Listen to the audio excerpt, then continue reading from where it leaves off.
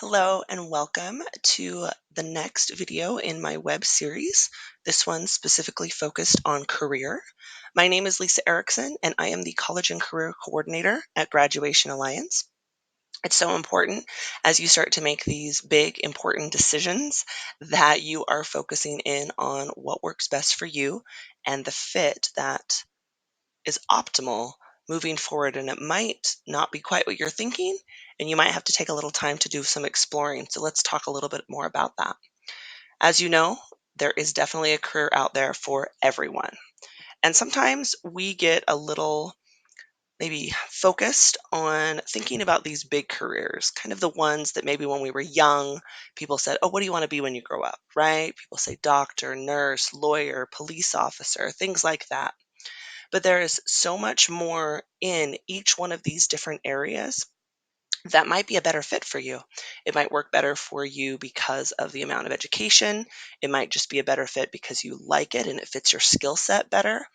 There's a lot of reasons why, but once you can narrow it down and figure out which specific field of study you want to go to, then you can start to explore more options. So the first example is, of course, healthcare.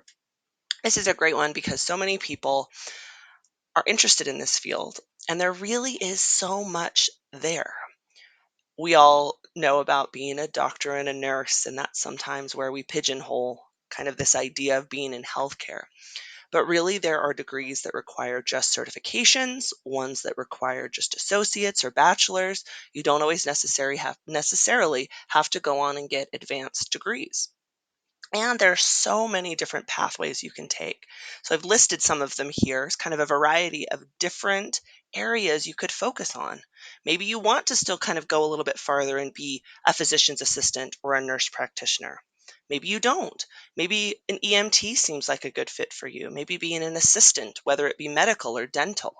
Maybe you want to work in a lab and that's something that's interesting to you. Maybe you enjoy that kind of science piece more. Or maybe you don't even want to work with patients in the sense that you're helping them, as a medical professional. Instead, maybe you want to be an office administrator. You want to run that office. You want to work in the medical billing and coding sector. There's just so many different options out there. So I don't want you to just get stuck thinking, if I don't want to be this or this, maybe medicine isn't a place for me. But look at all the options that are there. Same goes for criminal justice, as I mentioned. We think about being a lawyer, we think about being a police officer, but there's so much more to it. Maybe you want to focus on something like being a law clerk, a paralegal, a parole officer, maybe even being something like a border patrol agent or a forest ranger. I mean, those even fit into that same category. I did my undergrad degree in sociology with a piece of it in criminology, and I considered going into being a child protective services worker or working with children in some way, shape, or form in this area.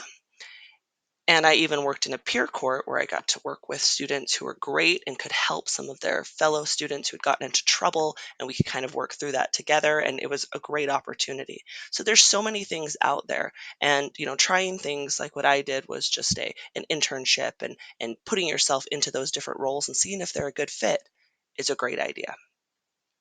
There's tons of examples, so many more out there when it comes to things like business and education and science and math.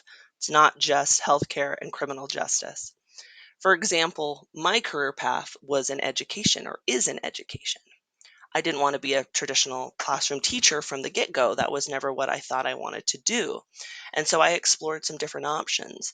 I decided eventually to go on and get my master's degree and become a school guidance counselor, where I fit into this different pathway of being a professional support individual.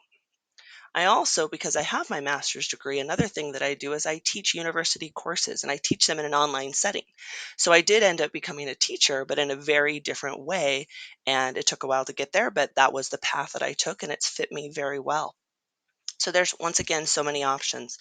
Being in education doesn't mean it necessarily a teacher. You could develop curriculum. You could work in the library. You could be a principal or some kind of administrator. I mean, there's so many options out there. I hope you guys will explore and see what really fits you because looking outside the box is such a great thing. You'll find so many more possibilities and options and things that really work for you and your specific skill set and abilities. So if you have more questions about this topic, please let me know. I'm here to help. I hope you guys have a wonderful day.